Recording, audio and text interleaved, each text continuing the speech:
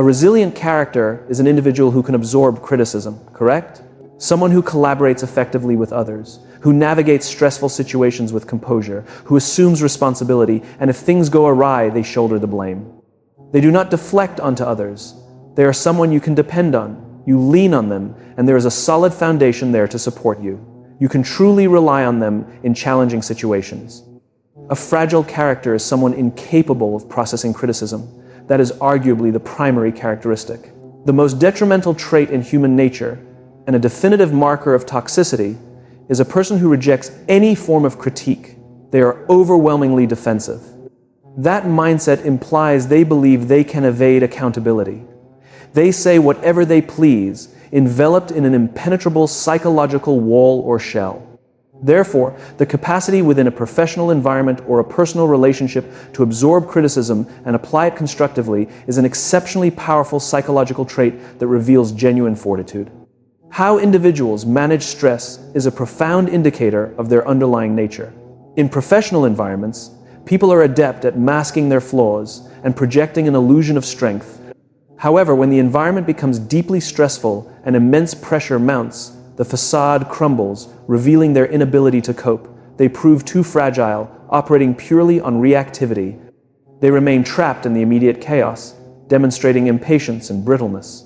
The capacity to endure stress proves that a person possesses an unbreakable internal core. How they wield influence and power is equally vital. While individuals ascend the hierarchy within a group or organization, they typically feign solidarity with their peers. Yet, once they attain authority, that illusion shatters, and they often become tyrannical. They feel emboldened to execute dark psychological behaviors they previously suppressed. They treat subordinates with contempt. Therefore, when individuals acquire power, observe how they deploy it. Do they act with accountability? Do they undergo a radical personality shift? Or do they preserve the integrity they exhibited previously? What nature of partners do they select? Do they choose a spouse or partner they can easily manipulate? Someone they perceive as inferior simply to soothe their own ego? How do they behave during recreational games or outdoor activities completely disconnected from their professional lives? Are they excessively competitive? Driven by an absolute need to dominate every scenario? These are the psychological markers that help assess a person's true character. Absolutely. And these are frequently the warning signs we either rationalize or entirely overlook because we are blinded by their intellect or superficial talents. It makes one ponder what this reflects about our own psychological architecture. Why are we subconsciously drawn to these toxic traits in others? Does that attraction suggest our own character is robust or fundamentally flawed? I admit I have a historical vulnerability to narcissistic individuals. It is a personal blind spot.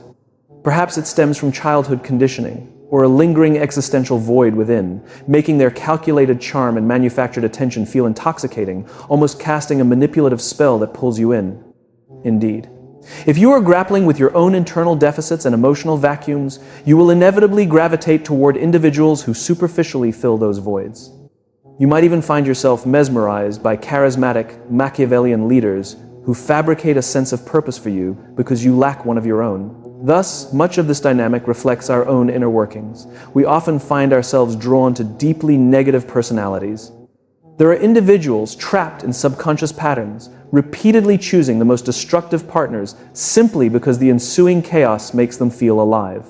The psychological pain provides a dramatic intensity, leading them to deliberately orchestrate their own suffering. It is a highly complex phenomenon. When you mentioned that we frequently experience an internal emptiness, perhaps linked to early upbringing, have you sought to permanently fill that void, or does an alternative philosophy exist? For me, that pursuit is precisely why I authored Mastery.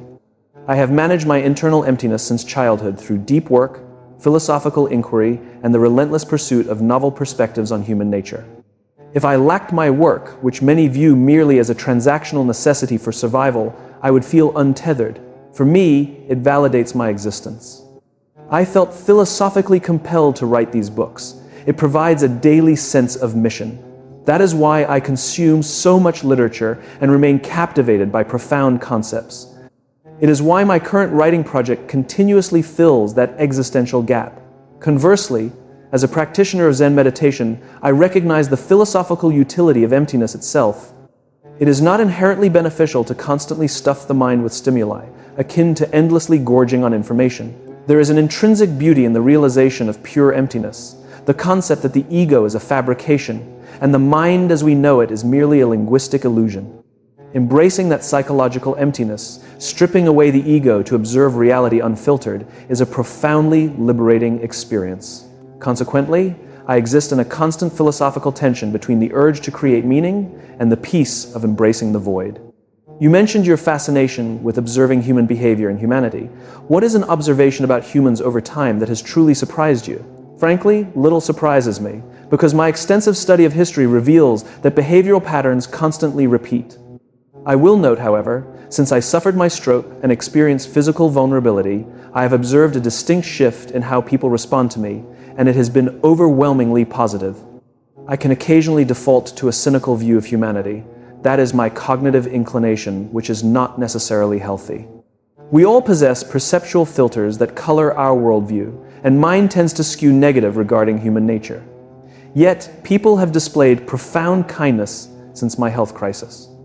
It is tragic that one must endure such trauma to perceive this, but I have witnessed a side of humanity deeply eager to assist. They empathize with my physical limitations. It has simultaneously rewired my empathy toward others navigating disabilities or uncontrollable circumstances. The reality of being vulnerable, met with such earnest eagerness to help, has genuinely surprised me. I appreciate your point that it is tragic we require extreme circumstances to manifest those virtues, which ultimately proves those virtues exist inherently within our psyche, yes. Why do you hypothesize that despite being an inherent trait, we fail to exhibit this empathy constantly? I am uncertain. We are universally born with the neurological capacity for empathy. It is a phenomenon that fascinates me, because forging a profound connection with another person, such as my wife, is an overpowering psychological state. It forces me beyond the confines of my ego, allowing me to perceive reality through her lens, rather than endlessly projecting my own biases. It is a transcendent experience. Occasionally, you watch a film and project yourself into the characters' psyches. You step outside your own narrative, feeling deep empathy and identification with them. These are remarkably potent emotional states, and we all possess the innate wiring for them. However, the modern world functions as a mechanism designed to anesthetize that empathy. Society places unrelenting emphasis on extreme individualism, personal needs, and the constant demand for external validation. We become so hyper-fixated on our own egos that the natural inclination to understand another's inner world diminishes.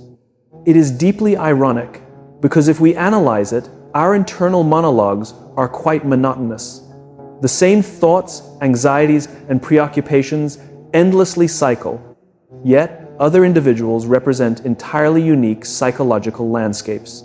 Exploring their minds is akin to traversing a foreign country. We should inherently orient ourselves toward others because it liberates us from our own cognitive loops. It serves as natural therapy. Unfortunately, this empathetic reflex has been deadened by modern pressures, social media algorithms, and the pace of contemporary life. That psychological muscle is atrophying. Still, brief moments spark it back to life, leaving us desperately craving more of that authentic connection. What would you identify as your most recurring daily thought? Usually logistical trivialities. What must I accomplish today? What dictates my schedule? For instance, I attempt to empty my mind during morning meditation, focusing on a philosophical koan. Inevitably, intrusive thoughts bubble to the surface, illuminating the mechanical nature of the brain. To answer your question, it is constantly, did you remember to call that contact?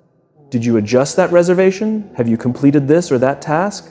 It is an endless stream of trivial scheduling while I'm desperately attempting to open my consciousness to the vast and profound. Alternatively, residual imagery from a recent film might endlessly loop. It serves as a stark reminder that we are rarely the masters of our own cognitive domain. Through your extensive experience with meditation and philosophical practices, what methodologies have proven effective in quieting or releasing those cyclical thoughts to foster creativity and connection with the vastness? It remains a remarkably arduous, ongoing process. I would estimate I have achieved perhaps 10% of my ultimate goal. Initially, you recognize the intrusion of a thought and question its origin and validity. You must realize it is merely a thought. Approaching this metaphysically, which I appreciate, a thought lacks tangible reality. It is a cognitive phantom. Reality consists of your physiological presence, the immediate environment, the atmospheric conditions, and the biological rhythm of your pulse. Those are empirical facts. The thought echoing in your mind is merely a shadow. It possesses no material existence. Therefore, I practice active disengagement. Fascinatingly, the brain often counterattacks by generating highly triggering thoughts designed to compel engagement, craving the neurological rush. I must consciously refuse participation. This internal battle mirrors the exact architecture of social media. These platforms have weaponized the human brain's tendencies on a macro scale, deploying stimuli engineered to hijack our emotions and trigger compulsive, repetitive thinking. They are psychological geniuses at manipulating engagement. Consequently, constant vigilance is required. Whenever an intrusive thought arises, I mentally withdraw and label it. This is merely a thought. It is an illusion. It does not define me. This realization is the cornerstone of meditative philosophy. Your thoughts are not your core identity. They are a separate, mechanical function. You exist independently of your internal monologue. I am not sure if that resonates with you. It resonates profoundly. While we are fundamentally separate from our thoughts, those thoughts inevitably construct our perceived reality. We observe how a repetitive thought solidifies into a habit, mutates into a behavioral pattern, dictates our actions, and ultimately shapes our reality. For instance, the internalized belief I am an inherently disorganized, lazy person directly manifests as missed obligations and neglected responsibilities because the cognitive belief fulfills itself. It is fascinating how an intangible illusion crystallizes into concrete reality. I have become deeply invested in the practice of cognitive reframing and thought editing because I recognize how thoroughly my internal narratives dictate my external life. Many fail to grasp this concept because they do not realize thoughts are as interchangeable as clothing. We operate under the delusion that our internal monologue represents absolute, objective truth. We fail to recognize we have the agency to swap a toxic cognitive framework for a constructive one as simply as changing a shirt. I recently explored Buddhist literature, proposing that the human mind inherently operates in a state of inversion. The profound truth is that the self is largely a cognitive fabrication. That state of pure emptiness, of complete egolessness, equates to enlightenment. It is an exquisite state of being. You have likely experienced brief glimpses of it. I certainly have. While not my permanent state, it represents true reality. Conversely, our relentless thoughts are the illusions. Our entire worldview is inverted. The delusional narratives we spin about others, our identities, and our limitations become our lived reality when the exact opposite is structurally true. One must cultivate extreme cognitive awareness to dismantle this. Meditation serves to awaken us from this automaton-like existence.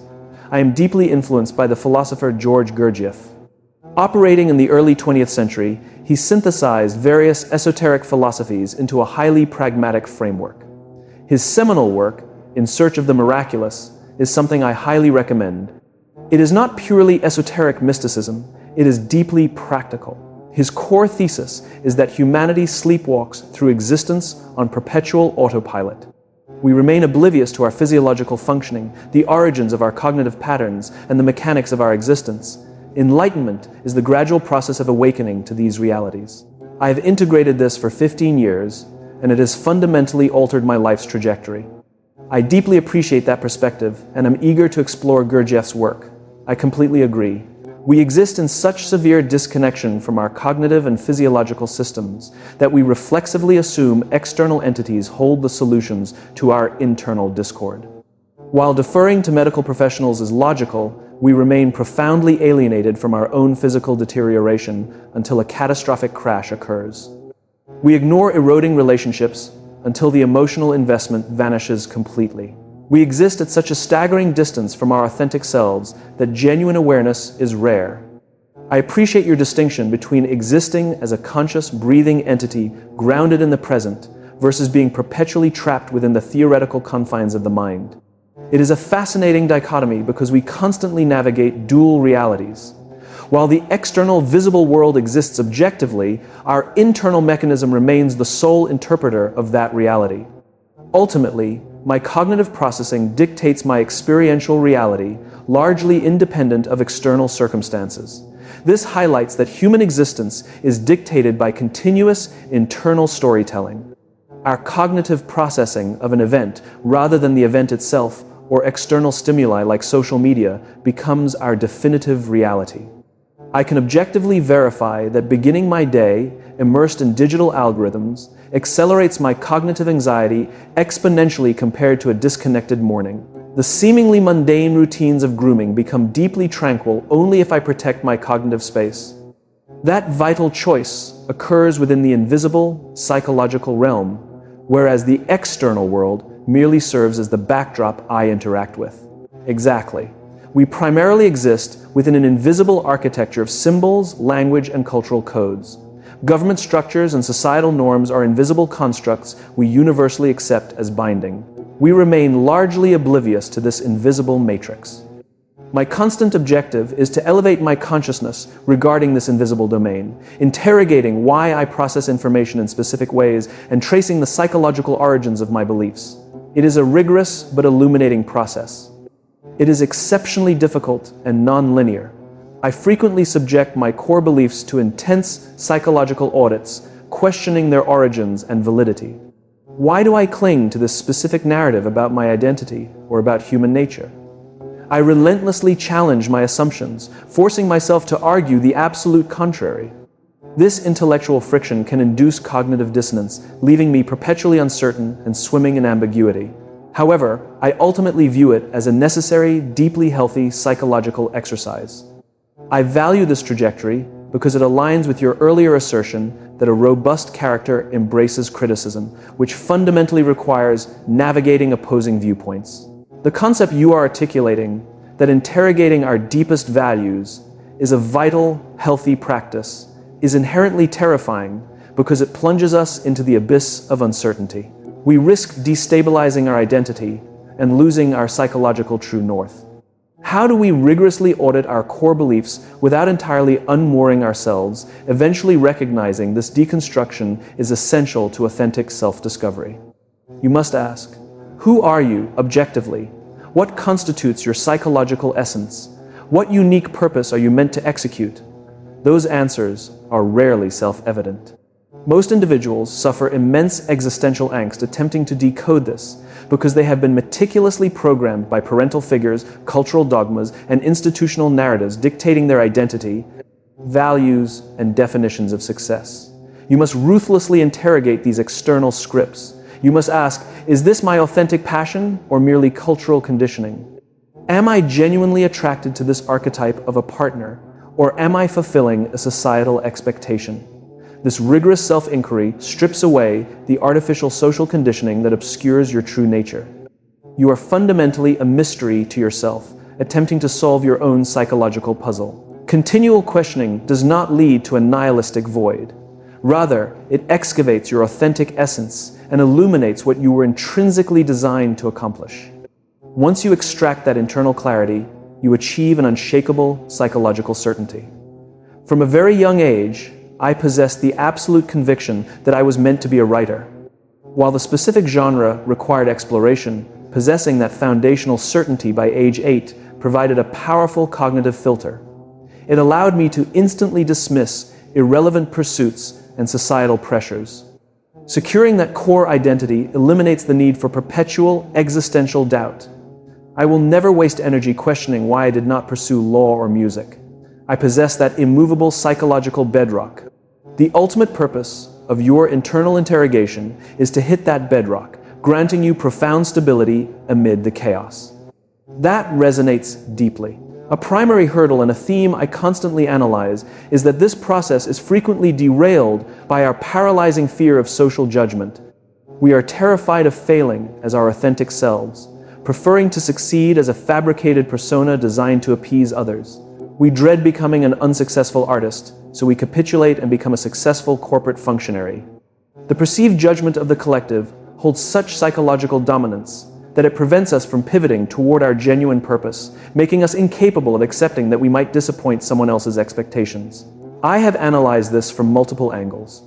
Robert, how much bandwidth do you allocate to the opinions of others, And how do you navigate that psychological pressure as a public intellectual whose work constantly invites debate, agreement, and intense criticism? There is a distinct bifurcation between the perceptions of my inner circle and the projections of the broader public, who construct an image of me that frequently diverges from reality.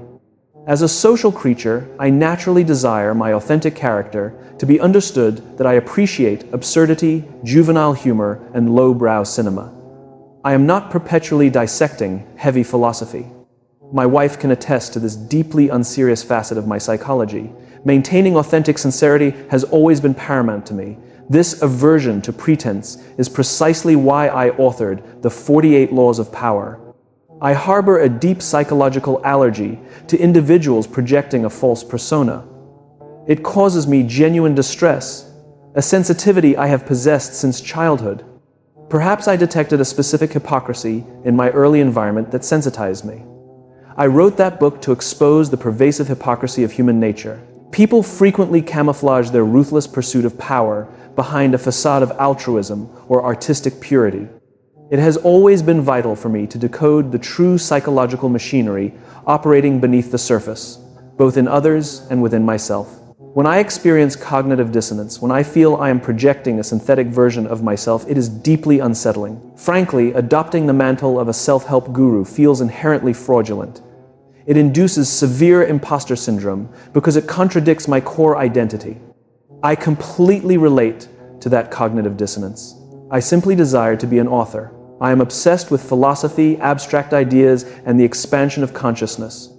The realization that I am being commodified into a role that contradicts my true nature, and seeing the public latch on to that specific projection, is deeply disturbing to my psychological equilibrium. I am not sure if that directly answers your inquiry. It answers it perfectly and resonates on a profound level.